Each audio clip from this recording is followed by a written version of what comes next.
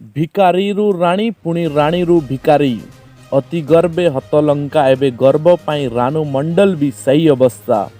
ଭାଗ୍ୟ ଦେବୀ ଦିନେ ପ୍ରସନ୍ନ ଥିଲେ କିନ୍ତୁ ଏବେ ପଡ଼ିଛି ଶନି ଦଶା। ଗୀତ ଗାଇ ପାଉଥିଲେ ପ୍ରଶଂସା ଏବେ ଗର୍ବ ପାଇଁ ହେଲେ ତଳି ତଳାନ୍ତ। ଦର୍ଶକ ବନ୍ଧୁ, ଭଗବାନ ସବୁ ସହିବେ କିନ୍ତୁ ଗର୍ବ ସହିବେନି। ମାଡ଼ ଦେଲେ ଖାଇବେ, ଗାଳି ଦେଲେ ସହିଯିବେ କିନ୍ତୁ ଗର୍ବ ସହିବେ ନାହିଁ। ଗର୍ବ କଲେ ଦଣ୍ଡ ଦେବେ ହିଁ ଦେବେ। ଗର୍ବର ବାନା ଉଡ଼ାଉଥିବା ଲୋକଙ୍କୁ ଭଗବାନ କେବେ ବି କାହାକୁ ରଖିନାହାନ୍ତି। ଗର୍ବକୁ ନଷ୍ଟ କରି ସବୁବେଳେ ଖର୍ବ କରିଦେଇଛନ୍ତି। ଦିନେ ସେହି ଗର୍ବ ପାଇଁ ଦୁର୍ଯ୍ୟୋଧନର ଅନ୍ତ ଘଟିଥିଲା। ସେହି ଗର୍ବ ପାଇଁ ରାବଣର ଲଙ୍କା ପୋଡ଼ି ଛାଡ଼ଖାଡ଼ ହୋଇଯାଇଥିଲା। ଆଉ ଏବେ ସେହି ଗର୍ବ ପାଇଁ ରାନୁ ମଣ୍ଡଲ ମଧ୍ୟ କୁଆଡ଼େ ହଜିଗଲେଣି। ସୋସିଆଲ ମିଡ଼ିଆରେ ରାଣୀ ପାଲଟିଥିବା ରାନୁ ମଣ୍ଡଲ ଆଜି ଦଣ୍ଡର ଭିକାରୀ। କୋଟି କୋଟି ଲୋକଙ୍କର ପ୍ରଶଂସା ପାଉଥିବା ରାନୁ ଆଜି ସମ୍ପୂର୍ଣ୍ଣ ଏକା।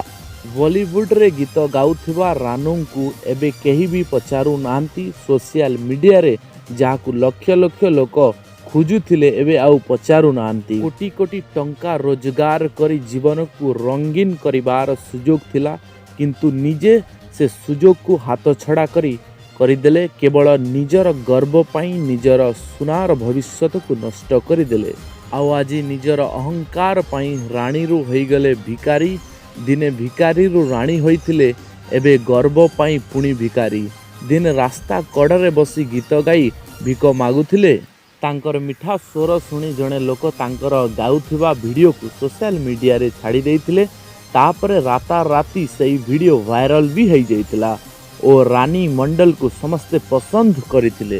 ତାଙ୍କ ପରି ମିଠା କଣ୍ଠ ଥିବା ମହିଳା ଫିଲ୍ମରେ ଗୀତ ଗାଇବାର ଯୋଗ୍ୟ ବୋଲି ଚର୍ଚ୍ଚା ମଧ୍ୟ ଚାଲିଲା। ସଙ୍ଗୀତ ନିର୍ଦ୍ଦେଶକଙ୍କୁ ଲୋକେ ତାଙ୍କୁ ସୁଯୋଗ ଦେବା ପାଇଁ ଦାବି ମଧ୍ୟ କଲେ। ହିମେଶ ରେଶମିଆ ତାଙ୍କ ଗୀତରେ ସୁଯୋଗ ମଧ୍ୟ ଦେଇଥିଲେ। ତାପରେ ରାନୁ ମଣ୍ଡଲ ପାଲଟିଗଲେ ଦେଶର ଜଣେ ଷ୍ଟାର। ଆଉ ସାରା ଦେଶରେ ତାଙ୍କୁ ନେଇ ଚର୍ଚ୍ଚା ଜୋର ଧରିଲା। ପେପରରୁ ଟିଭି ସବୁଆଡ଼େ ଛାଇଗଲେ ରାନୁ ମଣ୍ଡଲ। ତାଙ୍କ ସହ କଥା ହେବା ଓ ସେଲ୍ଫି ଉଠାଇବାରେ ଲୋକମାନେ ମଧ୍ୟ ପ୍ରତିଯୋଗିତା କଲେ। ଦିନକୁ ଦିନ ମାର୍କେଟରେ ତାଙ୍କର ଭାଉ ମଧ୍ୟ ବଢ଼ିଗଲା। ଦିନ କେଇଟାରେ ମାର୍କେଟରେ ଛାଇଗଲେ ରାନୁ ମଣ୍ଡଲ। ପ୍ରସିଦ୍ଧି ପାଇଲା ପରେ ବଦଳିଗଲା ତାଙ୍କର ପ୍ରକୃତି। ନିଜ ଯୋଗ୍ୟତା ଠାରୁ ଅଧିକ ପାଇଗଲେ ଧରାକୁ ସରା ମାନି ନିଅନ୍ତି। କଥାରେ ଅଛି, ଛୋଟ ଲୋକଙ୍କୁ ବଡ଼ପଣ କି ପାଇଁ ଦେଲ ଭଗବାନ। ଯାହାର ମନ ଛୋଟ, ଯାହାର ହୃଦୟ ଛୋଟ, ତାକୁ କିଛି ଅଧିକ ମିଳିଗଲେ ନିଜକୁ ଭଗବାନ ମନେ କରିନିଅନ୍ତି। ଆଉ ବିନା ପରିଶ୍ରମରେ ମିଳିଗଲେ ସେ ତାର ମୂଲ୍ୟ ମଧ୍ୟ ବୁଝିପାରେନି।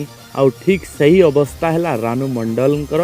ନିଜକୁ ଜଣେ ସୁପରଷ୍ଟାର ମାନିନେଲେ, ନିଜକୁ ଜଣେ ଷ୍ଟାର ବୋଲି ଭାବିଲା। ଲୋକଙ୍କୁ ଛି ଛି କହି ଖରାପ ବ୍ୟବହାର କଲା। ସିଧା କଥା କହିଲେ, ଯେଉଁ ପତରରେ ଖାଇଲା ସେହି ପତରରେ ଛେପ ପକାଇଲା। ଧୀରେ ଧୀରେ ଲୋକେ ତାକୁ ଭୁଲିଗଲେ। ତା ପାଖକୁ ଆଉ କେହି ଗଲେ ନାହିଁ, ତାକୁ କିଏ ପଚାରିଲେ ନାହିଁ। ଆଉ ଏବେ ଏକା ଏକା ବେସାହାରା ହୋଇ ପଡ଼ିଛି ରାନୁ ମଣ୍ଡଲ। ଲୋକଙ୍କ ଭିଡ଼ ଲାଗିଲାନି କି ପାଟିରୁ ଗୀତ ମଧ୍ୟ ବାହାରୁନି।